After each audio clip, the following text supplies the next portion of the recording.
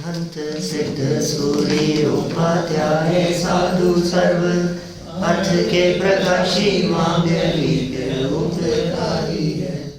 तिनको स्वरूप जान राग ते वही जो भक्ति काय को रमाए तुति को जाती है। धन्य धन्य तिन्हि ते काज सब आज भये कर जोड़े वारे वारे वंदना हमारी है। मंगल कल्याण सुख ऐसो हम चाहते हैं। ओ मेरी ऐसी दशा जैसी तुम धारी है। ओ मेरी ऐसी दशा जैसी तुम धारी है। ओ मेरी ऐसी दशा जैसी तुम धारी है।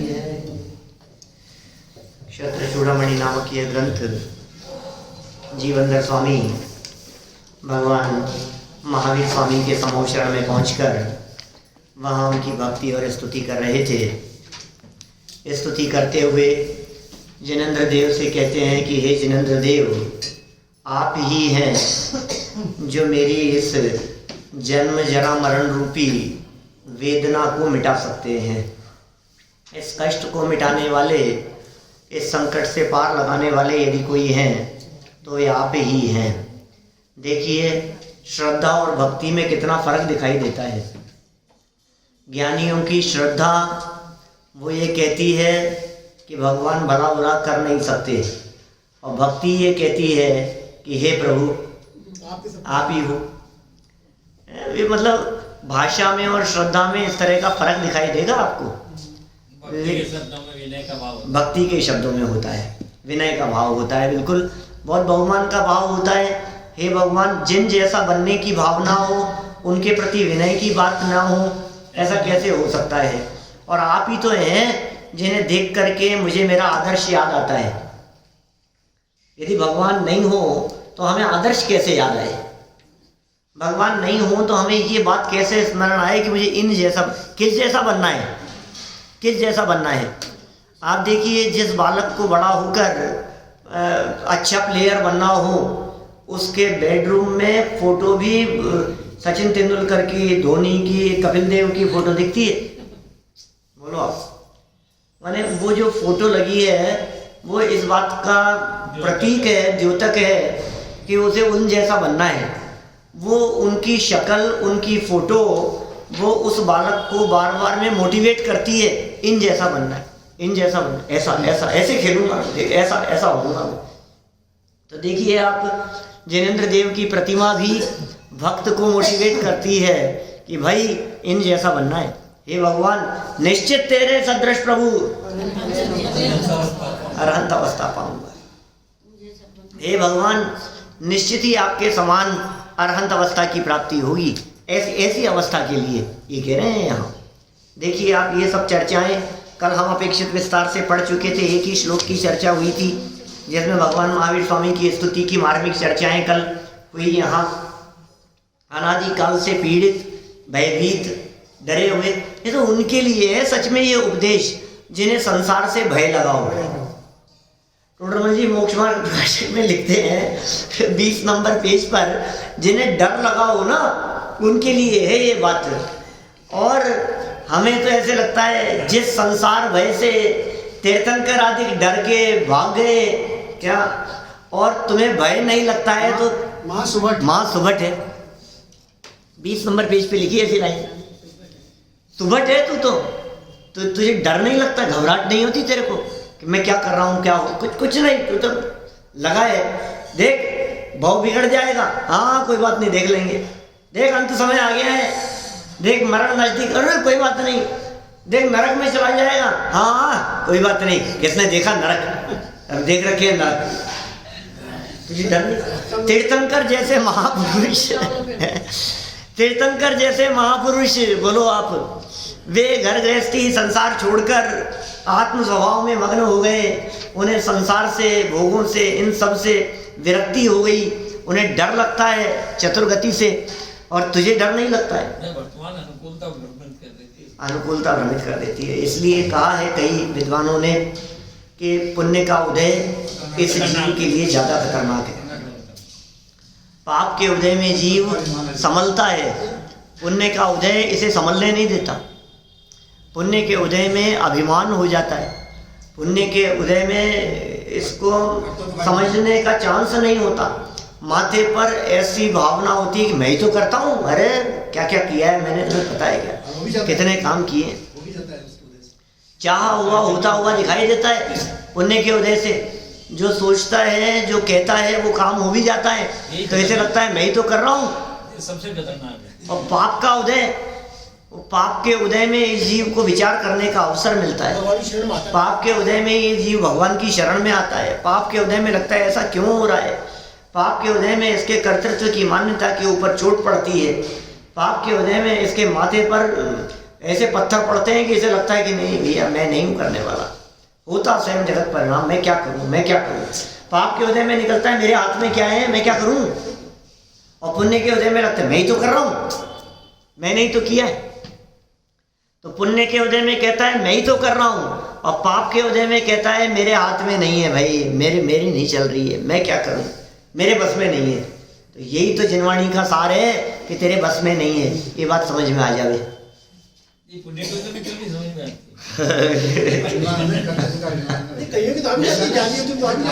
ऐसा है कभी आएगी जिसकी होनार अच्छी, होनार भली हो उसके समझ में आता है। पुण्य के उदय वालों को नहीं समझ में आती हो ऐसा नहीं कह रहे, नियम नहीं है। पुण्य के उदय वालों के समझ में आने के चांस कम है, परसेंटेज कम है, क्योंकि उसको मौका नहीं मिलता है। अनादिकालीन संस्कार कर्तृत्व के, और वो कर्तृत्व का संस्कार ही हावी रहता है। हमें जो समझ में आ रहा है, हमें पुण्य की वजह से ही समझ में आ रहा है ये नाम। हाँ, समझ में आ जाना वो अलग जाति का पुण्य का उदय है। वो विशिष्ट है। क्या उससे तो साथी से पुण्य का उदय का है, विशेष प्रकार का पुण्य का उदय। क्योंकि ये जन धर्म और ये जनवाणी सुनने का अवसर ये आपके सद्भाग्य को बतला रहा है। अच्छी होनहार है, भली होनहार है, इन जीव का ब्राइट फ्यूचर है। रुकना उचित नहीं है, रुकना अटकना उचित, अटक गया तो मर गया, फिर क्या है।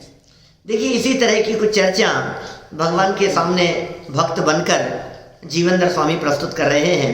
97 नंबर के श्लोक की चर्चा को हम यहाँ से देख रहे हैं। होनहार होती जब भी जीव के लगती है, नहीं तो पहले कोई केवो तो भी नहीं लगती। वो सब बातें तो है ही, बिना होनहार के तो काम होगा नहीं। ये संकेत है। होनहार भी होगी, काल लब्धि भी। इसीलिए तो कह रहे हैं यहाँ आकर के बैठे जनवाणी सुन रहे हैं, रुचि और उत्साह पूर्वक सुन रहे हैं, इसका मतलब भविष्य अच्छा होता हुआ दिखाई दे रहा है। होनहार भली है इसलिए कदम इस दिशा में बढ़े, इसे होनहार भली कहते हैं। त्वं सर्व विद्येव सर्व कर्मणि कर्मठ भव्यश्याम कुतो वामे भवरोगो न शाम्यति। क्या कह रहे, हे देव आप सबके हित करने वाले, सब कुछ देखने जानने वाले और सभी कर्मों के करने में शूरवीर हो, और भव्य हूँ, मैं भव्य हूँ, तो मेरा संसार का रोग क्यों शांत नहीं होता है। भक्त है भगवान के सामने कह रहा है, हे भगवान आप भला करने वाले हो सबके, हे शांतिनाथ तुम शांति के दातार हो, आप ही शांति प्रदान करने वाले हो। हे भगवान आप हितकारी हो, हमें मालूम है आपने कितनों का भला किया है, हमें मालूम है हर 6 महीने 8 समय में 608 जीव आपकी कृपा से मुक्ति की प्राप्ति कर रहे हैं, आपके चरणों की शरण में। ऐसा हो रहा है, आपके बताए हुए मार्ग पर चलकर ये भक्त भगवान बन रहे हैं, आप जैसे बन रहे हैं। हमें पता है आपने बहुतों का हित किया है। अरे हित यदि आपने ना किया हो तो आपको हितोपदेशी कौन कहे। आप ही के द्वारा तो किया हुआ है सब कुछ, और सब कुछ देखने जानने वाले, आपको पता भी है, भविष्य का भी पता है, जानते भी हो, हितोपदेशक भी हो, और सब कार्यों को करने में शूरवीर भी हो। कर्म मतलब यहाँ कार्य शब्द है, कर्म मतलब कोई 8 कर्म वाला कर्म नहीं है, कर्मों के करने में शूरवीर हो, माने सब काम को करने में आप इतने समर्थ हो। कहते हैं ना वो सरे काज मेरे, तुम्हारी कृपा से सभी काज मेरे। हे भगवान आपसे सारे काज सर जाते हैं। धन्य धन्य तुम्हें ही ते काज सब राज भय, कर जोड़े बारे बारे वंदना हमारी है। हे भगवान आपसे मेरे सारे कार्य सद जाते हैं। युगल जी बाबू जी की भी पंक्तियाँ याद आती है व्यक्तित्व विकास शिविर की, जिसमें वे 80वीं गाथा पे व्याख्यान करते हुए कहते हैं कि मैं क्यों जाऊं किसी और देव के पास। हे भगवान मुझे एक मिल गए हो ना आप, और जब आपसे मेरे सारे काम हो रहे हैं तो किसी और देव के पास जाने की जरूरत नहीं है। जब एक ही से काम हो जाते हैं तो फिर दूसरे के पास है। एक व्यक्ति की अप्रोच लगाई और उसके कहा कि मैं सब काम हो जाएंगे, अब दूसरे को कहने की जरूरत है, अब जरूरत ही नहीं। फिर भी यदि दूसरे के पास में जावे तो इसका मतलब ये तेरा दिमाग ठिकाने नहीं है। एक दुकान में सामान पसंद हो जाए, हाँ, दुकान देखता फिर भी जाए। जब पसंद आ गया सामान, माल पसंद आ गया, रेट पसंद आ गई, क्वालिटी पसंद आ गई, जिस दुकान पे पसंद आ गई है, अब उसके बावजूद भी ये सोचे कि नहीं एक और दिखा दो और देख लो, और देख लो, तो इसका मतलब तू भटक रहा है, तू भटकने के चांस है। तो हमारा जिनेंद्र देव से काम सदता है। कौन कौन से काम सदते हैं?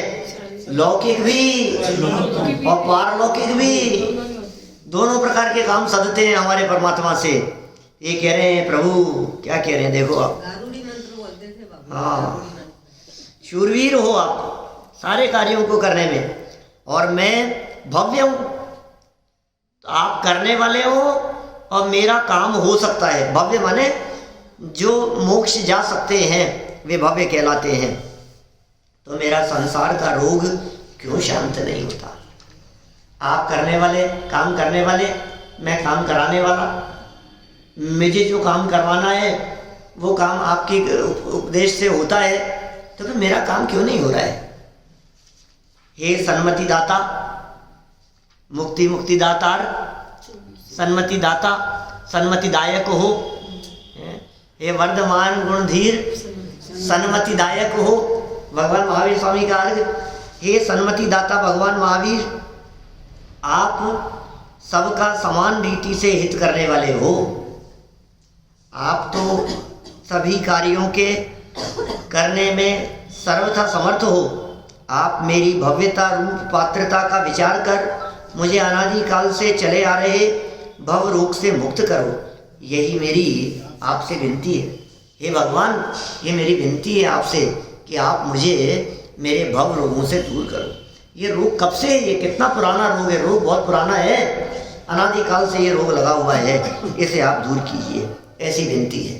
देखिए आगे, निर्मोह मोह दावेन देह जीर्णोरुकानने दह्यमान तया शश्वन् मुह्यन्तं रक्ष रक्ष माम्। हे मोह रहित वीतराग जिनेंद्र, निर्मोह, गजब है भाई। ये इसे कहते हैं भक्ति। माने सारी बातें कहता हुआ भी फिर क्या कहता है? यद्यपि तुमको राग आदि नहीं है, सत्य सर्वथा जाना है। क्या? हे भगवान, आप ही करने वाले हो, फिर कह रहे हैं आप तो निर्मोही हो, आप में तो मोह है नहीं, आप कैसे करोगे? हे मोह रहित वीतराग जिनेंद्र, देह रूपी बहुत पुरानी गहरी अटवी में मोह रूपी दावानल से जलने के कारण निरंतर विवेक रहित मेरी रक्षा करो, रक्षा करो। कैसे भाव है, भक्त के भाव है। भक्ति में इस प्रकार के वचन निकलते हैं। मैं देह रूपी अटवी में, अटवी माने क्या होता है? जंगल, वन, जंगल, अटवी, देह रूपी पुरानी गहन अटवी में, माने वर्षों से उम्र हो गई होगी ना, 40-45 के आसपास उनकी, जीवेंद्र स्वामी की इस समय, अभी इस समय उम्र इतनी होगी और क्या, बच्चे को 30-35 साल की होगी। बच्चे को राज्य दे दिया, इसका मतलब 45-50 तो संभव है, 45-48 के आसपास। बच्चे की शादी नहीं करी अभी। हाँ, शादी नहीं करी, राज्य दे दिया, राज्याभिषेक, राज तिलक कर दिया। तो बोले कितने समय से मैं इस देह में जो अत्यंत पुरानी हो गई है इसमें अटका हूँ, और अटकने का कारण क्या है? मोह रूपी दावानल, वन, इसको अटवी कहा, वन कहा शरीर को, तो दावानल शब्द का प्रयोग किया मोह के लिए। इस शरीर में रहते हुए मोह रूपी अग्नि जली है और वो अग्नि जंगल की आग के समान है। वैसी जंगल की अग्नि है जो सब कुछ खत्म कर रही है, खत्म हो रहा है धीरे धीरे।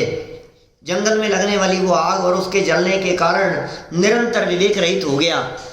मोह ने मेरे विवेक को हरण कर लिया, मोह ने मेरे बुद्धि को खा लिया। ये कह रहे हैं इसलिए हे भगवान मेरी रक्षा करो, इस मोह रूपी पिशाच से आप ही मेरी रक्षा कर सकते हैं। देखिए फिर वही सरल अर्थ में, हे मोह रहित वीतरागी, महावीर भगवान कैसे विरोधाभास अलंकार का प्रयोग कर रहे हैं। मोह रहित और रक्षा करो, एक तरफ तो कह दिया आप तो मोह रहित हो, अब फिर नीचे कह रहे हैं आप रक्षा करो। हे मोह रहित, मोह रहित माने वीतरागी।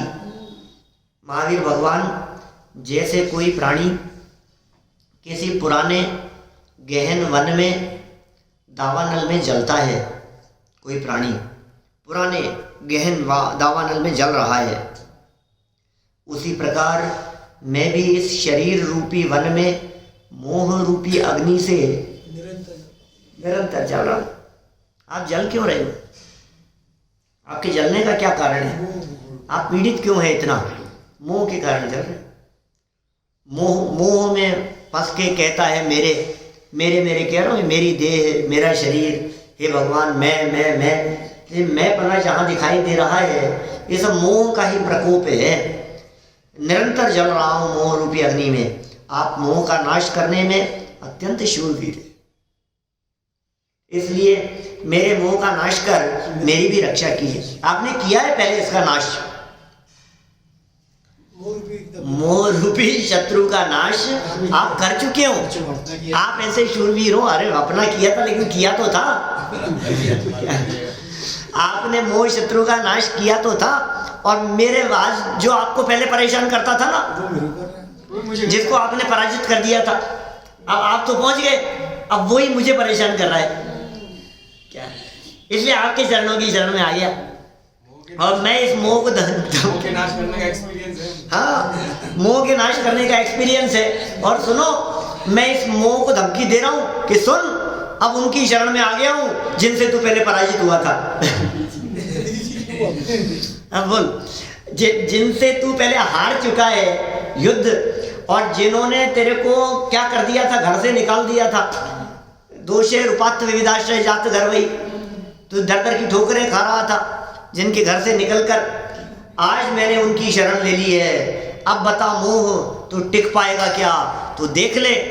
और सच बात यही है कि भगवान के चरणों की शरण मिल जाने के बाद वो मोह घबराने लगता है, वो मोह कांपने लगता है, उस मोह को चिंता होने लगती है कि कहीं ऐसा न हो जाए कि मुझे भी इसका घर छोड़ करके निकलना पड़े, ऐसा न हो जाए। ऐसी ऐसी चिंता होती है किसको? मोह को। अरे यार ये फिर उनकी शरण में चल। भाई साहब देखो, जैसे दुर्योधन को हुई ना चिंता,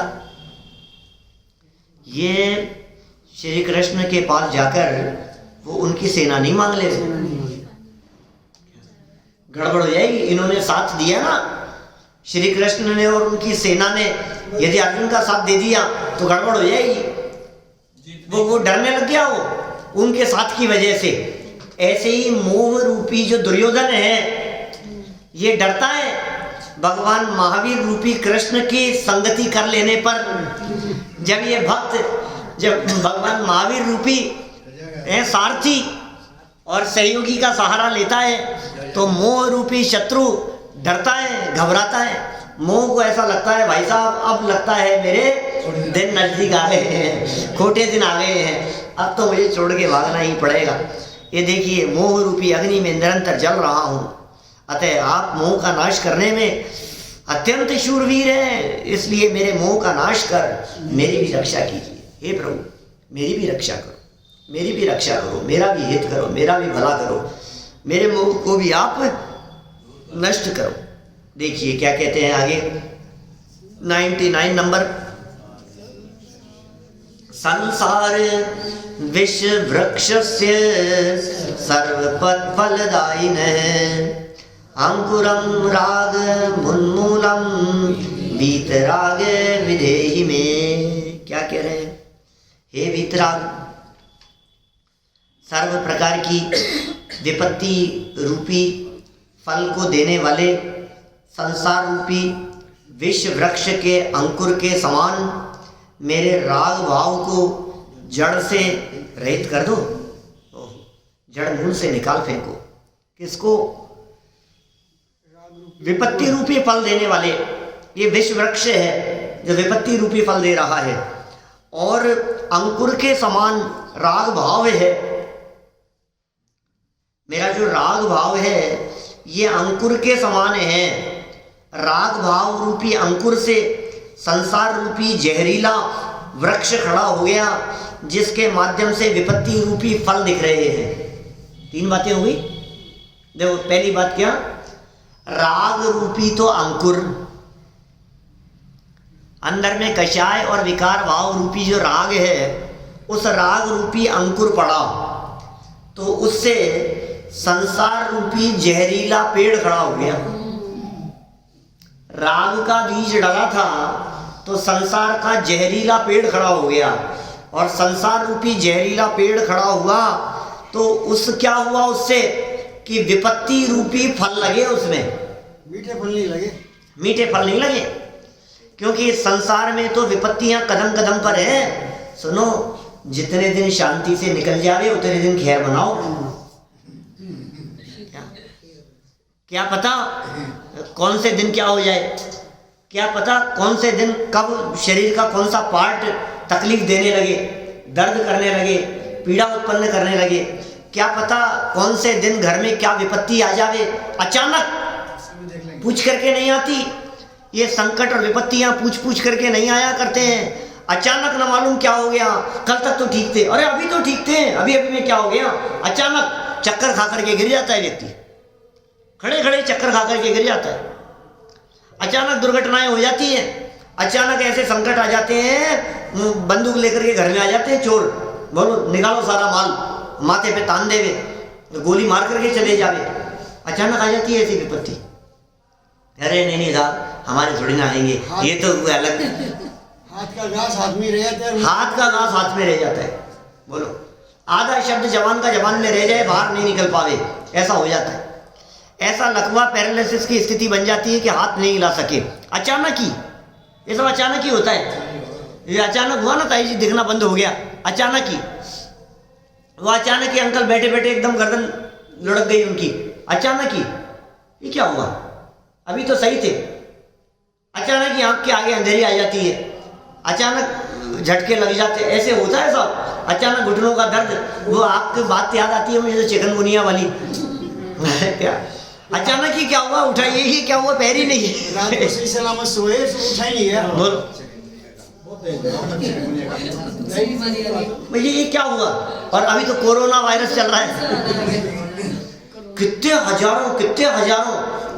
आपको मालूम है, अभी 2-4 दिन पहले एक खबर आई वहाँ चीन में।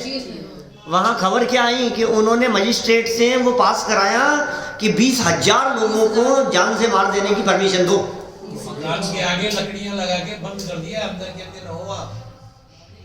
20,000 मनुष्य गति के लोगों को मारने की परमिशन गवर्नमेंट ने दे दी, जान से मार देने की मनुष्यों। बोले इतना तेज गति से ये चीज बढ़ रही है, इतनी तेज गति से बढ़ रही है कि वो डॉक्टर जो इलाज करने वाले डॉक्टर हैं वो संक्रमित होते जा रहे हैं। वो क्या करें, वो कुछ कंट्रोल नहीं हो पा रहा है। ये कुदरत का न्याय ना, ऐसा आ गई, ये कुदरत की बात नहीं। ये इस तरह से आ गई कि वो किसी ने कोई इसने सांप ने किसी चमगादड़ को खा लिया, और चमगादड़ का जो था वो मांस वो सांप में आ गया, और वो सांप का मांस किसी आदमी ने खाया, वो उसके वो रोग लगा, और वो जहाँ जहाँ जा रहा है वो जो हुआ, फिर वो उससे एक से दूसरे को, दूसरे से तीसरे को। हम आए ना सिंगापुर से, सिंगापुर में बहुत दहशत थी लोगों के दिल में, तो उस समय तो शुरू हुआ था, और कोई 101 केस निकले थे इस तरह के।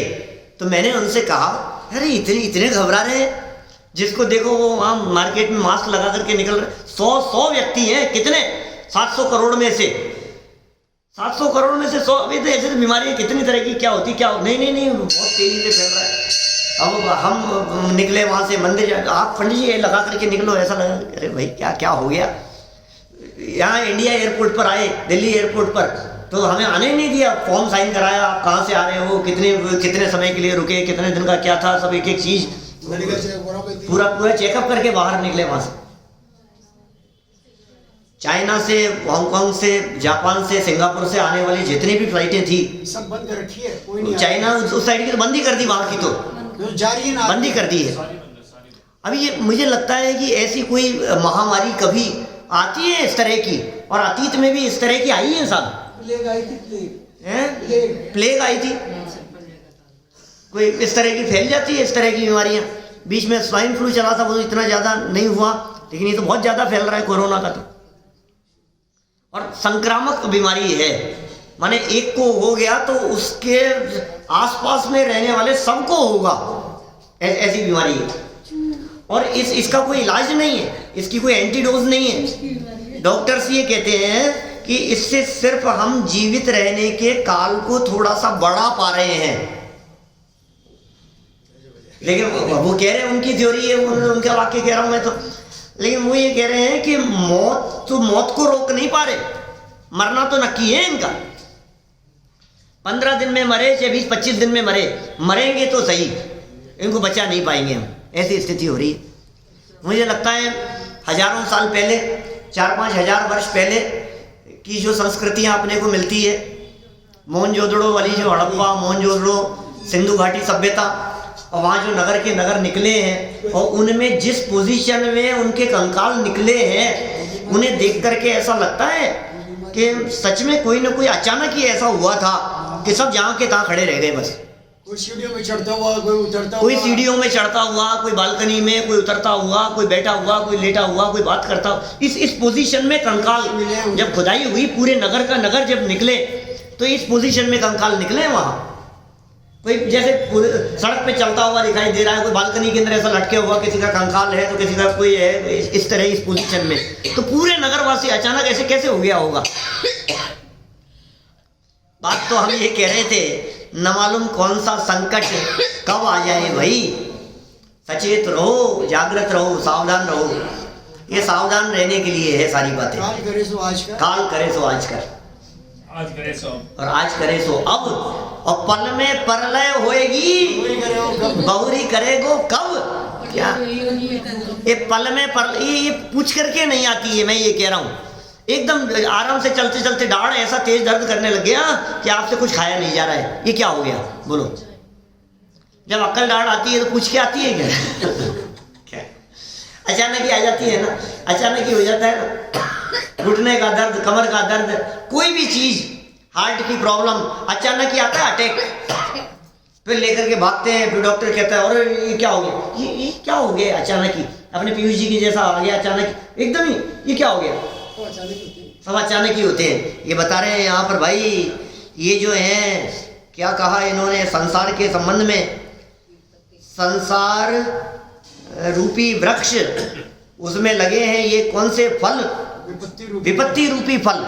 ओह, ये संसार रूपी जहरीले वृक्ष में विपत्ति रूपी वृक्ष लगे हैं। लेकिन एक समस्या ये दिखती है कि ये जो वृक्ष है और ये जो फल है, ये आए कहाँ से है।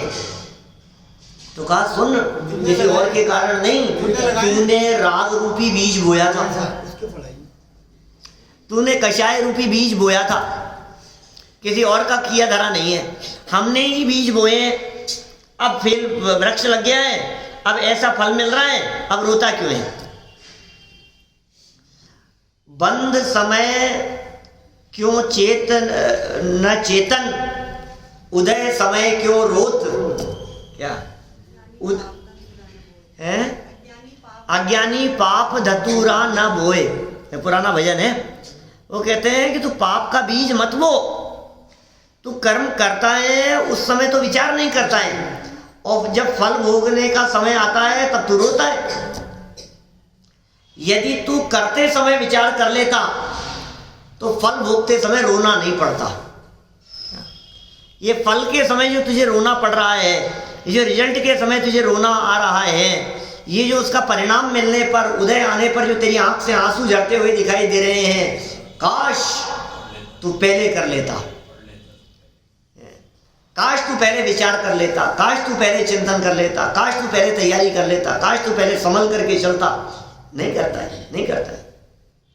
दूसरों को देख देख करके विचार करता रहता है। इसी भयानक जंगल में बैठा हुआ वो आलसी प्रमादी वो व्यक्ति, अरे वो मर गया, वो मर गया, अरे अरे देखो बेचारों के जवान मौत हो गई, अरे देखो बेचारों के, उनके देखो बेचारे यार, बहुत ही बुरा हुआ भाई उनके साथ। तो देखो आप कैसा, उनका तो पूरा घर ही बर्बाद हो गया भाई।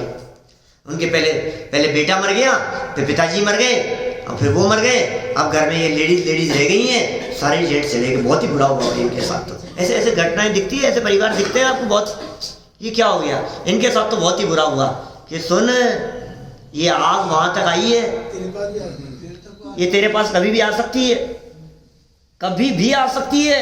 तू सचेत सावधान क्यों नहीं है, तू जागृत क्यों नहीं हो रहा है, ये सब देख करके भी जागृत नहीं हो रहा है, क्या हो गया है? मोह तेरे ऊपर हावी दिखाई देता है। ये शब्द यहाँ इन्होंने कहे हैं। देखिए सरल अर्थ में इन शब्दों को थोड़ा सा हम आगे बढ़ाते हैं। ये वीतरागी अतिवीर महावीर भगवान, देखो पीछे दिया था कैसा, सन्मति महावीर भगवान, अब कह रहे हैं अतिवीर महावीर भगवान, निर्मोही महावीर भगवान, ये वीतरागी महावीर भगवान, वर्धमान, 5 नाम है ना। वीर पहले वर्धमान आया था, हे वर्धमान भगवान, 556 पेज पर सरल अर्थ में, हे वर्धमान भगवान। फिर नीचे सन्मति दाता भगवान, यहाँ कह रहे हैं अतिवीर भगवान, और महावीर भगवान तो बार बार में बोल ही रहे हैं, मोह रहित। वीर, अतिवीर, सन्मति, वर्धमान और महावीर, ये महावीर भगवान के 5 नाम हैं। क्या नामों का पता होना चाहिए। सुविधिनाथ भगवान से लेकर, सुविधिनाथ कौन से भगवान है पता नहीं है, सुविधिनाथ का है, सुविधिनाथ 24 तीर्थंकरों में तो सुविधिनाथ नहीं है कोई। अरे 9वें तीर्थंकर का नाम सुविधिनाथ है। पुष्पदंत भगवान का दूसरा नाम सुविधिनाथ है। 3 तीर्थंकर हैं जिनके 1 से अधिक नाम है, बच्चों को पढ़ाते हैं, आप लोगों की क्लास भी चलाई थी। भगवान आदिनाथ स्वामी, इनका मूल नाम तो ऋषभदेव, और प्रथम तीर्थंकर होने की वजह से इन्हें आदिनाथ कहा जाता है। प्रथम थे ना, आदि मतलब शुरुआत वाले, तो नाम ऋषभदेव और आदिनाथ भी बोलते हैं इनको, ये इनका दूसरा नाम है। इसी तरह से 9वें तीर्थंकर जिनका नाम पुष्पदंत और दूसरा नाम सुविधिनाथ। मैंने जानबूझ के सुविधिनाथ बोला तो आप में से कई लोगों के चेहरे दिखने लग गए, कौन से भगवान। ऐसे ही महावीर भगवान के 5 नाम हैं। श्री वीर महा अतिवीर सन्मति नायक हो, जय वर्धमान गुण धीर सन्मति दायक हो। सन्मति के नायक भी हैं और सन्मति के दायक भी हैं। सन्मति के नायक माने केवल ज्ञानी, और सन्मति के दायक माने जगत के जीवों को सम्यक ज्ञान प्रदान करने वाले, सन्मार्ग पे लगाने वाले। श्री वीर महा अतिवीर सन्मति नायक हो, 3 नाम हुए। श्री वीर महातिवीर सन्मति नायक हो, जय वर्धमान गुण धीर सन्मति दायक हो। वर्धमान बढ़ते हुए गुणधीर, गुणों को धारण करने वाले, सन्मति प्रदान करने वाले, ऐसे महावीर स्वामी को याद कर रहे हैं यहाँ। हे वीतरागी भगवान, अतिवीर महावीर भगवान, जैसे विश्व वृक्ष का अंकुर, पहले अंकुर होता है, फिर वो वृक्ष बनकर प्राणनाशक अनेक फलों को उत्पन्न करता है, वैसे ही अल्प राग भाव भी संसार रूपी वृक्ष बनकर अनेक दुखदायक आपत्तिजनक फलों को देता है। ओहो, अल्प राग भाव भी, इसलिए हे प्रभु, कल चर्चा चल उठ गई थी इस तरह की, हे भगवान आप वीतरागी हैं और आपके प्रति जो उठने वाला मेरे हृदय में राग है, ये राग भी नासूर बन जाएगा, ये राग भी कष्ट का कारण बन जाएगा।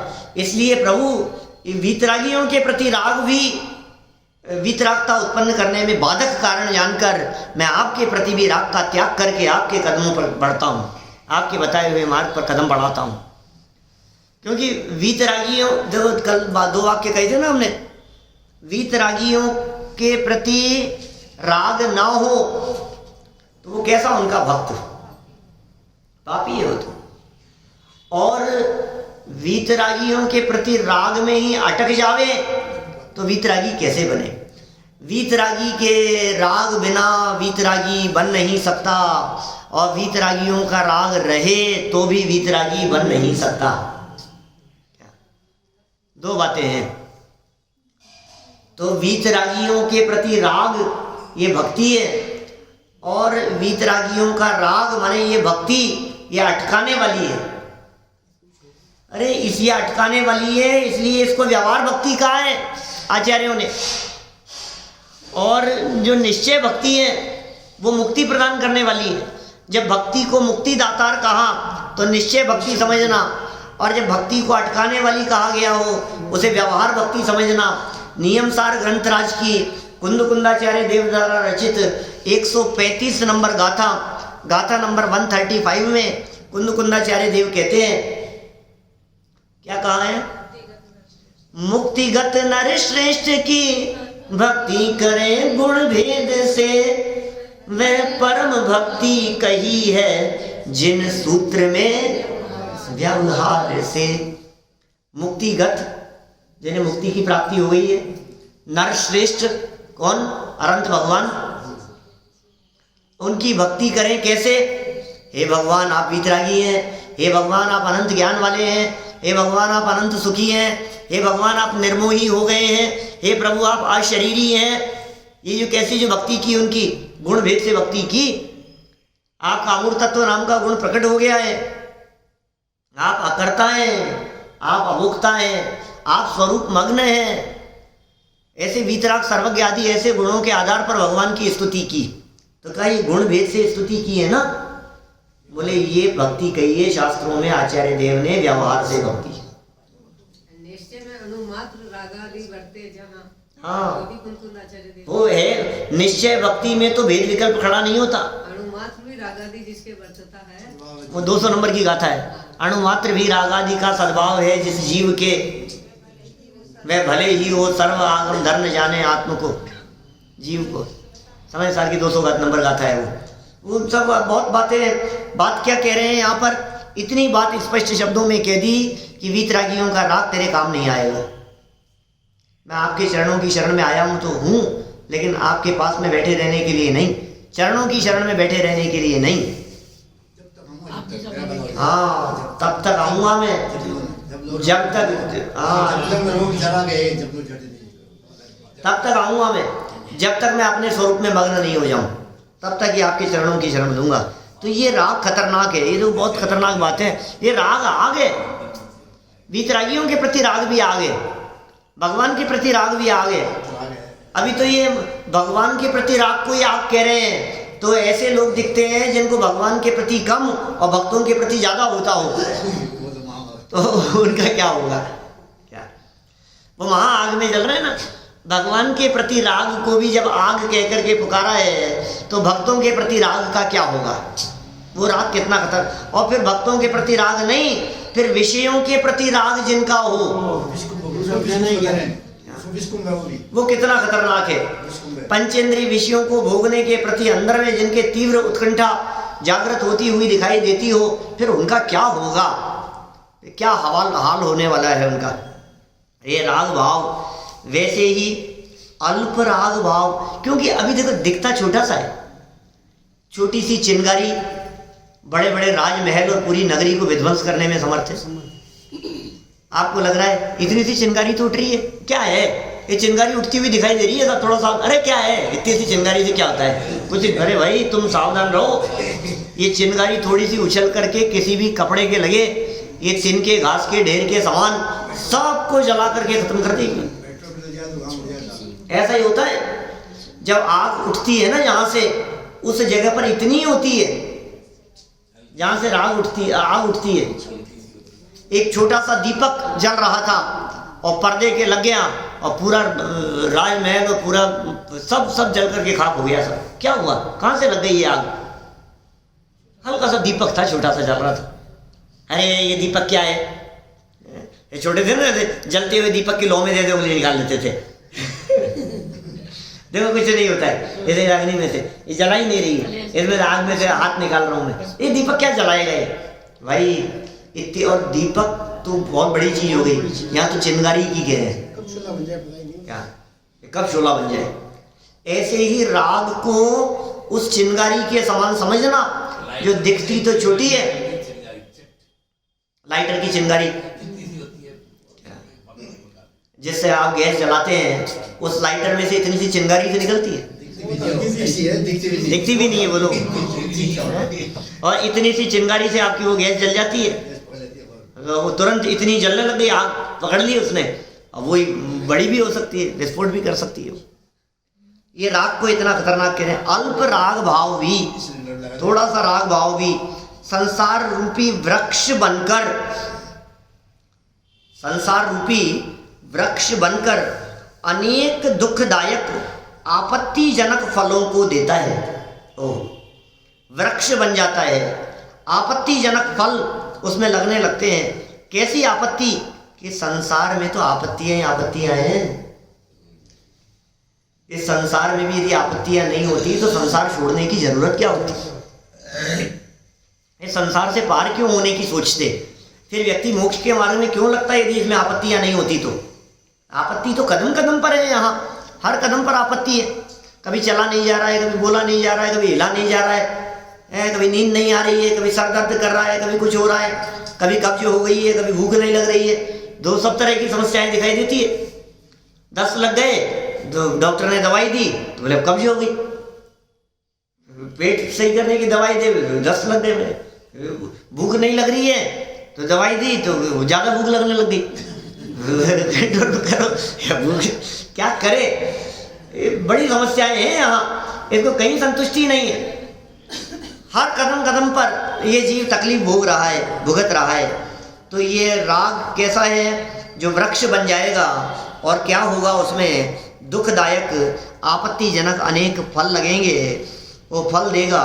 इसलिए हे वीर प्रभु, आप मेरे राग भावों को समूल नष्ट करने की कृपा करो।